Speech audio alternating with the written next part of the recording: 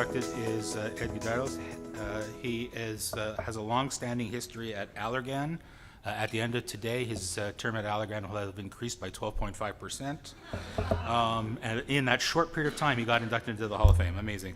Obviously, previous to Allergan, he was the GM at Gilead, and introducing us a little bit more formally, it would be Ronnie Miller, the GM of Hoffman Miller. So, ladies and gentlemen, it's a pleasure and an honor to introduce Ed Gudaitis. If you don't know Ed, he is the poster child for health ministers and finance ministers across the country.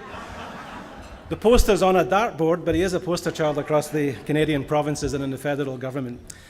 I got to meet Ed when I came to Canada in the year 2000. A little bit of Ed's background: he joined Roche in 1993, having graduated from Brock University.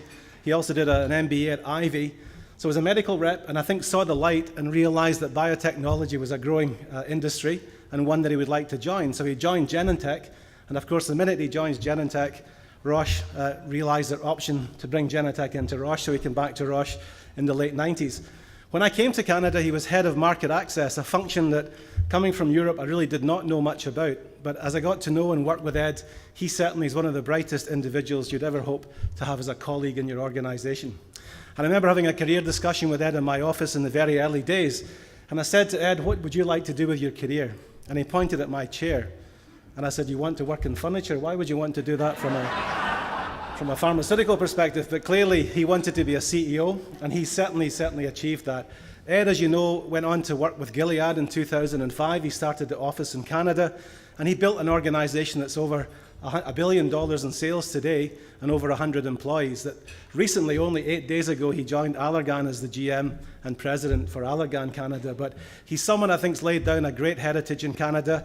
He's influenced a lot of people in their career, both colleagues past and future. And a couple of small social things about Ed. When you see him when he gets on the stage, he's one of the tallest people in the pharmaceutical industry.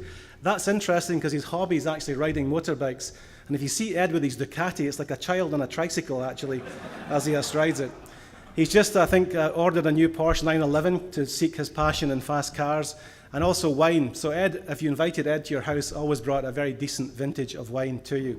I know that people have worked with him have referred how easy he is to talk to, how he never writes any notes, but also captures the essence of any discussion, is very, very provoking in his conversation, and certainly a great leader in this industry. Ed, I'd like to congratulate you and welcome you to the stage.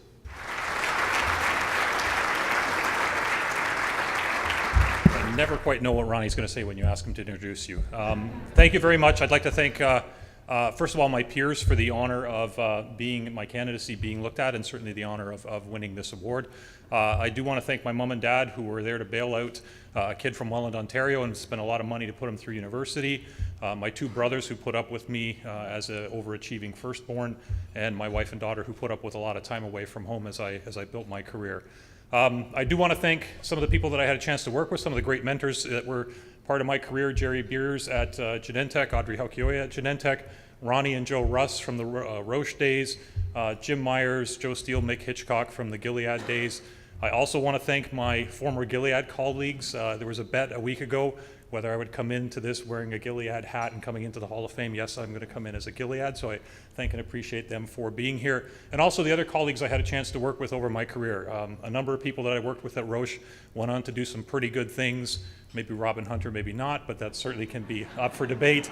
But I do appreciate all of the colleagues that I've worked with, and also just a recognition for the key opinion leaders and the patients that I've had to work with over the years. People like Julio Montaner, Jenny Heathcote, Paul Murata, John Curavella, and the patients that they serve, the patients that go through clinical trials, the amount of impact that we've made. I think it was said earlier, the amount of impact that we've made in the lives of Canadians is absolutely amazing, something to appreciate every day, and I just want to thank them and everybody here today. Thank you very much.